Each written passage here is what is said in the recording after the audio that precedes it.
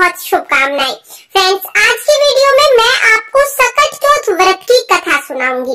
तो देखिए, जब भी आप सकट चौथ का व्रत करेंगे, कथा सुनने से पहले जिस भी जगह पर आप कथा सुन रहे हैं, पहले हम उस जगह को अच्छे से साफ करके वहाँ पर आसन बिछा लेंगे। उसके बाद हम अपना पीलिया ओढ़ लेंगे। आप अपना पीलिया ओढ़ सकते हैं, पीलिया नहीं है तो सादी की जो चुनरी है वो ओढ़ कर भी आप ये कथा सुन सकते हैं। इसके बाद देखिए, मैं कथा सुनने के लिए बैठ जाऊंगी। तो जो जो कथा के लिए सामान हमें चाहिए होगा वो मैं अब आपको दिखा देती हूँ। आप चाहे तो आप चौकी लगाकर वहाँ पर गणेश जी को विराजमान करके ये कथा सुन सकते हैं। आप चाहे तो आप कोई थाली या प्लेट ले सकते हैं, या फिर आप सीधा जमीन को साफ करके और यहाँ पर स्वास्तिक बना के भी कथा सुन सकते हैं। मैंने यहाँ पर थाली ले ली है, क्योंकि फिर जो तिल समर्पित करते हैं ना, वो पैरों में नहीं आते और उन्हें उठाना थोड़ा आसान हो जाता है, इसलिए मैं थाली में स्वास्तिक बना लूंगी। स्वास्तिक बनाकर इसके ऊपर हम गणेश जी को विराजमान करेंगे। तो देखिए, आप चाहे तो आप गणेश जी की मूर्ति ले सकते हैं इस तरह की, या आप डली के जो गणेश जी बनाते हैं ना, सुपारी से या डली से कलावा लपेट कर जो गणेश जी बनाते हैं, वो भी आप ले सकते हैं। तो गणेश जी का जो भी स्वरूप आपके पास है आप वो ले लीजिए। थोड़े से हम साबुत तिल ले लेंगे। तो यहाँ पर सफेद साबुत तिल हमें लेने हैं। 1 लोटा हमें जल लेना है। अब देखिए, कहानी सुनने के लिए सबसे पहले हम गणेश जी को तिलक कर देंगे। उसके बाद जो जल का लोटा हमने लिया है उसे हम तिलक कर देंगे, और फिर हम अपने आप को भी तिलक कर लेंगे। जो भी कहानी सुन रहे हैं उन सबको भी आप तिलक कर दीजिए। तिलक करने के बाद हम हाथ में तिल के दाने लेंगे। तो देखिए, तिल हाथ में लेकर अब हम सकट चौथ व्रत की कथा शुरू करेंगे। तो चलिए, मैं आपको कथा सुना देती हूँ। एक बार एक गांव में एक बुढ़िया रहती थी। वो बुढ़िया बहुत गरीब थी। बुढ़िया का एक बेटा था। बेटा गांव के लोगों के जो पशु थे उनको चरा के लाता था, और जो भी चराई के बदले में पैसे मिलते थे उसी से बुढ़िया का और बुढ़िया के बेटे का गुजारा होता था। बुढ़िया का बेटा सुबह चला जाता था गाय भैंसों को चराने, और शाम को गाय भैंसों को चरा के आता था। इसी तरह से दिन बीत रहे थे। एक दिन जब बुढ़िया का बेटा पशु चराने के लिए जंगल में जा रहा था, तब उसकी चाची ताइयों ने उसे रोक लिया। उसकी चाची ताई बोली कि बेटा, तुम तो सारा दिन मेहनत करते हो, सारा दिन जंगल में धूप में सारे पशुओं को चराते हो, और तुम्हारी माँ घर में गट्टे कर करके खाती है, यानी पकवान बना बना के खाती है। अब लड़का बोला कि मैं ऐसे तो यकीन नहीं करूंगा, मेरी माँ तो ऐसे कर ही नहीं सकती। उसकी चाची ताई कहती है, कोई बात नहीं, अगर तेरे को यकीन नहीं आ रहा तो आज तू अपने घर थोड़ी देर पहले चला जा, फिर तुझे अपनी आंखों से ही दिखाई दे जाएगा। अब लड़के ने सोचा, चलो ठीक है, देखने में क्या बुराई है। अब उस दिन बुढ़िया का बेटा थोड़ी देर जल्दी अपने घर आ जाता है। उस दिन सकट चौथ का व्रत था। बुढ़िया ने अपने बेटे के लिए सकट चौथ माता का व्रत किया था। बुढ़िया तिलकुट बना रही थी। अब जैसे ही बेटे ने देखा कि माँ तो तिल के लड्डू बना रही है, बेटे ने सोचा कि मेरी चाची ताई तो ठीक कह रही थी, मैं तो सारा दिन घर से बाहर रहता हूँ, मेहनत करता हूँ, और माँ यहाँ पर पकवान बना बना के खाती है, मेरे लिए रखना तो दूर, मेरे को तो बताती भी नहीं है। तो लड़का बोला कि माँ, मैं तो घर छोड़ के जाऊंगा। बुढ़िया बोली, बेटा क्या बात हो गई? बोला, ना माँ, मैं तो सारा दिन मेहनत करूं और तू पकवान बना बना के खाए, ना मेरे लिए रखे और ना मेरे को बताए, मैं तो घर छोड़ के जाऊंगा। अब बुढ़िया समझ गई कि भाई इसके तो कान भर रखे हैं, सिखाया पढ़ाया है, ये नहीं मानेगा। बुढ़िया बोली, ठीक है बेटा, अगर तू घर छोड़ के जा रहा है तो तू ये तिल के दाने ले जा। मैंने तो आज सकट चौथ का व्रत किया था, तेरे लिए व्रत करती हूँ, फिर भी तेरे को यकीन नहीं है तो तू ये तिल के दाने ले जा। जहाँ पर भी तुझे मुसीबत आए, जहाँ भी कष्ट आए, वहाँ ये तिल के दाने पूर के बैठ जाना। अगर मैं तेरे लिए व्रत करती हूँगी तो वो मुसीबत टल जाएगी, और नहीं तो फिर मैं झूठी साबित हो जाऊंगी। लड़का बोला, ठीक है। तिल के दाने लेकर बुढ़िया का बेटा घर से निकल गया। अब घर से निकलकर जंगल में चला गया। जंगल में जब जाने लगा तो सामने 2 शेर खड़े। अब शेर को देख के बुढ़िया का बेटा डर गया। बुढ़िया के बेटे ने सोचा कि ये दोनों तो मेरे को खाएंगे।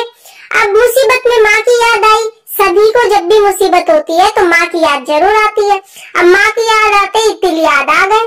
तिल लेके पूर के बैठ गया।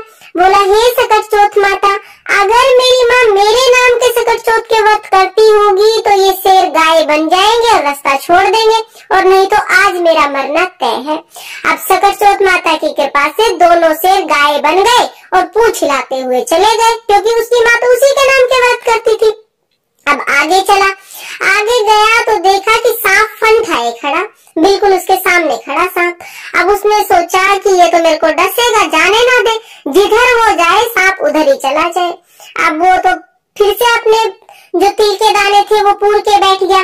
बोला, हे सकट चौथ माता, अगर मेरी माँ मेरे नाम के व्रत करती थी तो ये सांप रस्सी बन जाएगा और मैं यहाँ से चला जाऊंगा, नहीं तो मेरा मरना तय है।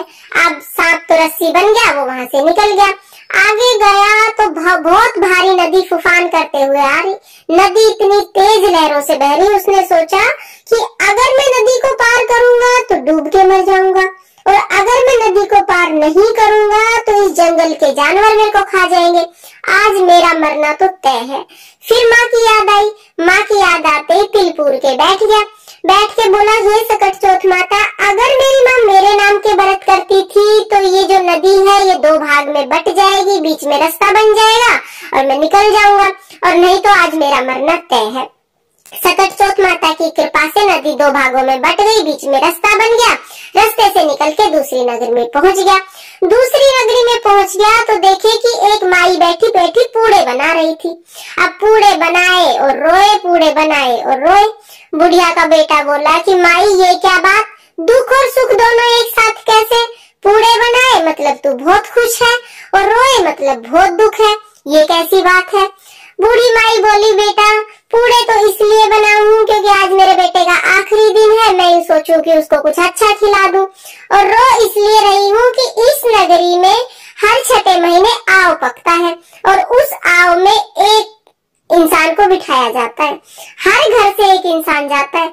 आज मेरे घर से बारी है और मेरे एक ही बेटा है, वही आज जाके आव में बैठ जाएगा। मेरे जीने का और कोई सहारा नहीं, अपनी औलाद के इस दुख में रो रही हूँ। अब वो बोला कि मैया तू यूं कर, ये जो पूड़े हैं वो मेरे को खिला दे, तेरे बेटे के बदले मैं चला जाऊंगा। अब वो माई बोली, बेटा पूड़े तो चाहे तू सारे खा ले, पर यूं कौन किसकी आई में जा रहे हैं? बूढ़ी का बेटा बोला, ना माई मैं चला जाऊंगा। भरपेट पूड़े खा लिए, खा के और सो गया। रात को आए राजा के सिपाही बुलाने। अब जैसे ही बुलावा आया, बुढ़िया कभी कुंडी खड़काए, कभी दरवाजा खड़काए, कभी बर्तन बजाए, पराए पूत को कैसे जगाए।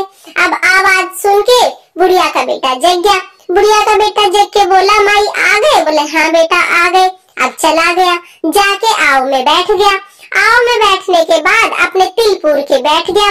हे सकट चौथ माता, अगर मेरी माँ मेरे नाम के व्रत करती थी तो मैं अग्नि में नहीं जलूंगा, और अगर नहीं करती थी तो मेरा जलना तय है, आज मैं मर जाऊंगा। अब सकट चौथ माता की कृपा से उसके तो कुछ भी ना हुआ।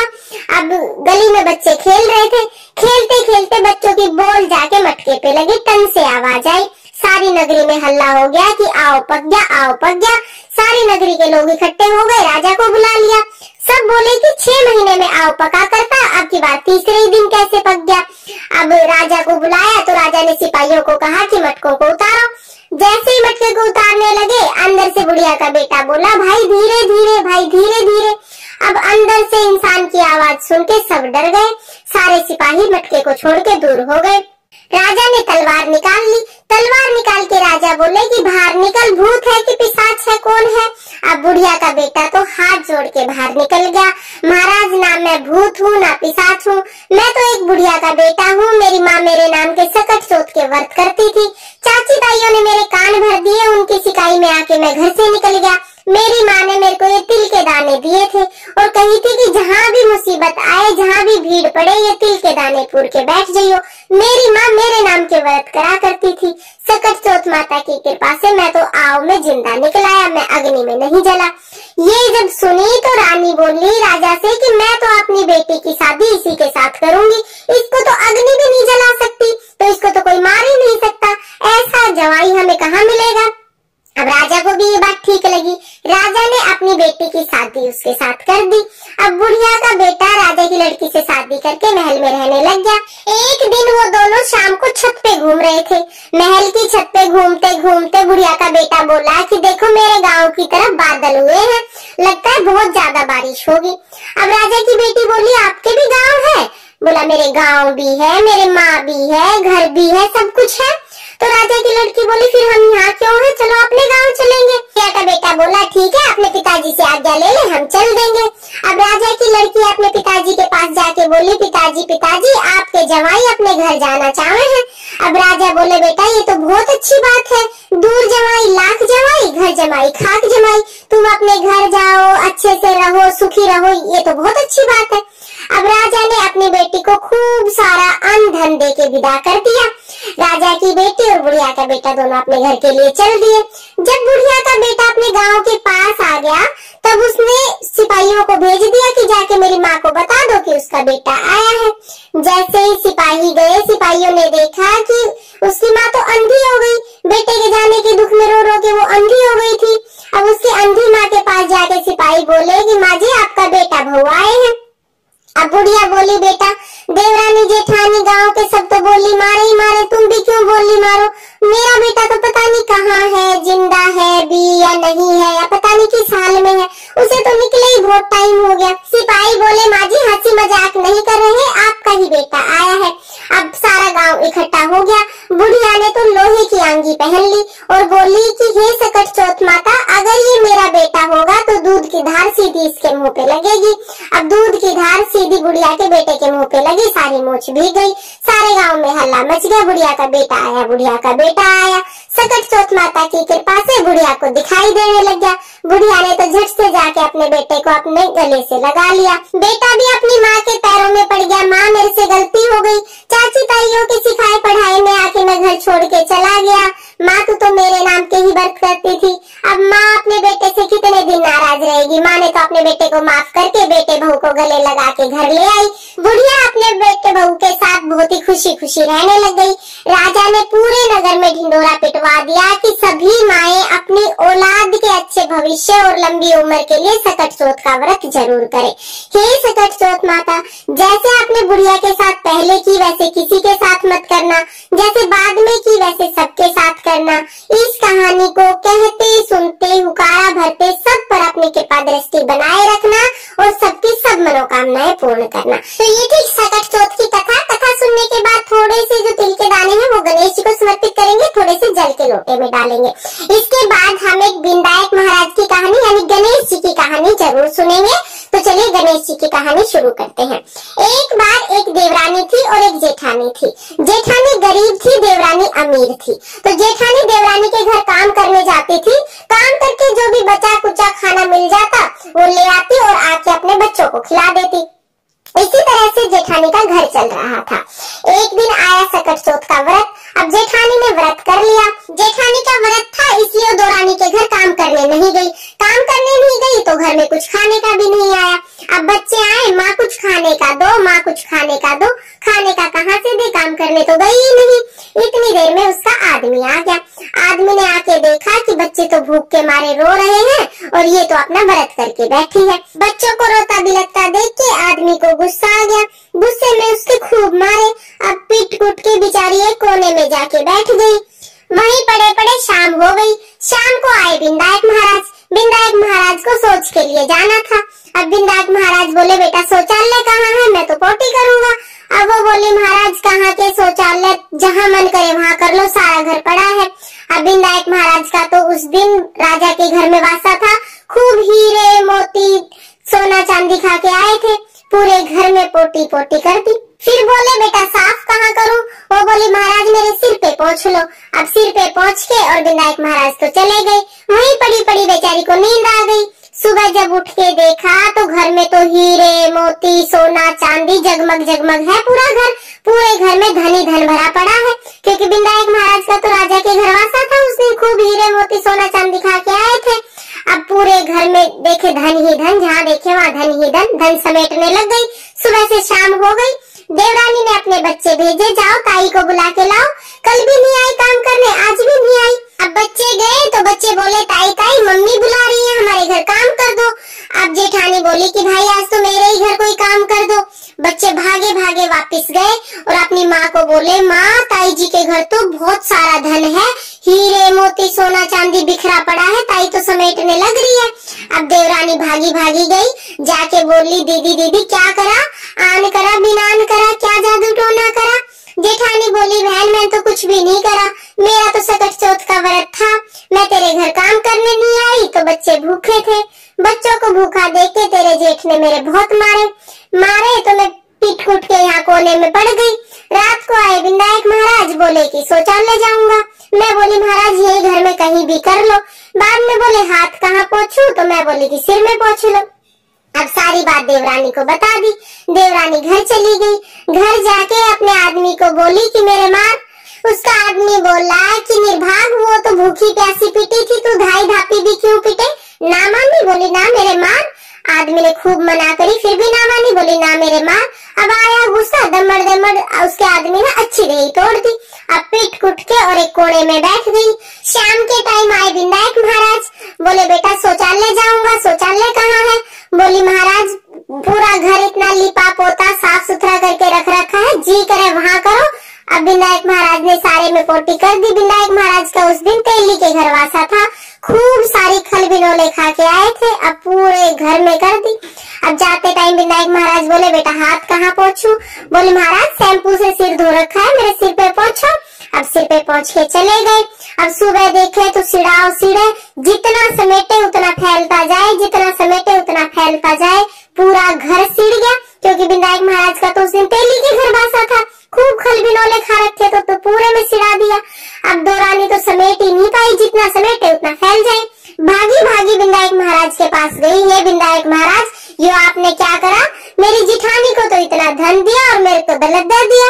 विनायक महाराज बोले कि तेरी जिठानी तो सत की थी, इसलिए उसको धन दिया, और तूने लालच में प्रपंच करे इसलिए तेरे को दलदर दिया। तो रानी ने तो विनायक महाराज के पैर पकड़ लिए। हे महाराज आपने ये फैलाया है, आप ही समेटोगे, मेरी गलती हो गई, मेरे को माफ कर दो। विनायक महाराज को दया आ गई। विनायक महाराज ने सारा दलदर समेट दिया और उसको खूब सारा अनधन दिया। हे विनायक महाराज, जैसे आपने जेठानी के साथ करी वैसे सबके साथ करना, जैसे देवरानी के साथ करी वैसे किसी के साथ मत करना।